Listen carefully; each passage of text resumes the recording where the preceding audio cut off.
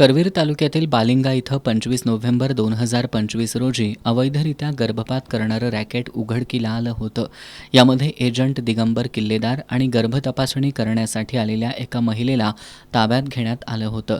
या तपासणीमध्ये गर्भलिंग निदानासाठी वापरलं जाणारं सोनोग्राफी मशीन, गर्भपातासाठी वापरल्या जाणाऱ्या गोळ्या, जेल असं साहित्य जप्त करण्यात आलं होतं. या कारवाई दरम्यान या रॅकेटमधील मुख्य संशयित बोगस डॉक्टर स्वप्नील केरबा पाटील हा पळून गेला होता. तेव्हापासून पोलीस त्याच्या मागावर होते. शनिवारी तो बागलचौक परिसरात येणार असल्याची माहिती मिळाल्यावरून पोलिसांनी सापळा रचून त्याला ताब्यात घेतलं.